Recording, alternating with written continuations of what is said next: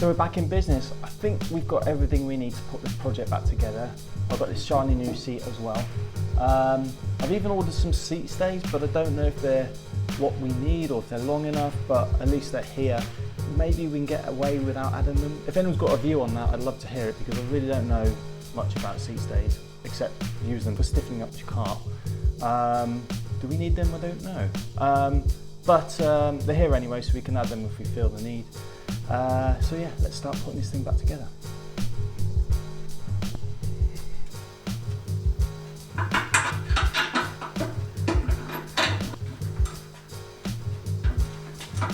I'll pop that steering column back in, and you can see, I mean, that nut, it's not really, well, it's not, the nut portion's not working, so I'm going to pop some thread lock on it, and hopefully that will hold it.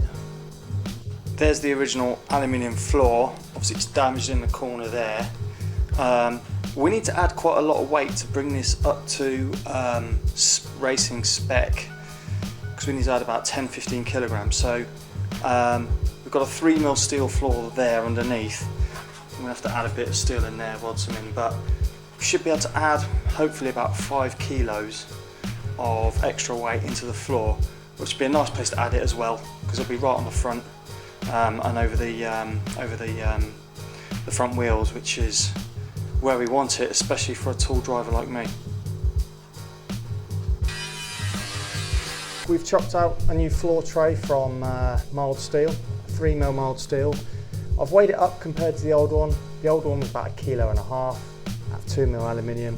This one's about 5.5 kilos, so this floor tray has added about 4 kilos, so that's a pretty good gain for us. So I'm going to go ahead, type the corners, and obviously I need to chop out a little corner here as well, and weld a little corner in with my TIG welder. So I'll get on with that. Everything else should just bolt together, hopefully. That's not a bad fit, is it? And it looks like I haven't pringled it, it's still nice and flat.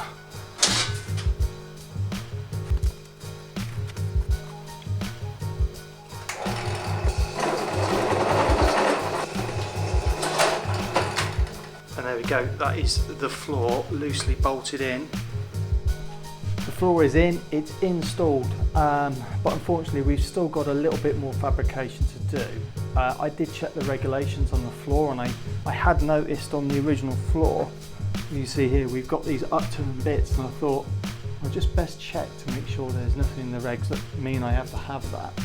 And it does say something about having something to prevent the driver's feet sliding off, which is effectively what that is.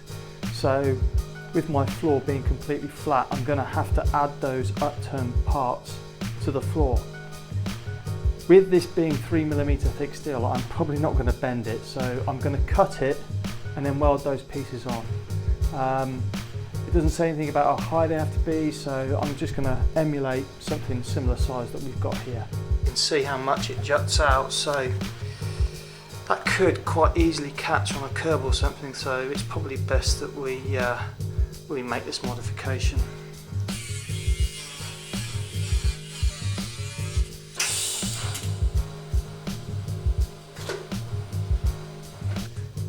I've got my wings. Okay, so the floor's in, and now I'm going to start putting the front back together. It's starting to come together, and I'm about to put the front bodywork on.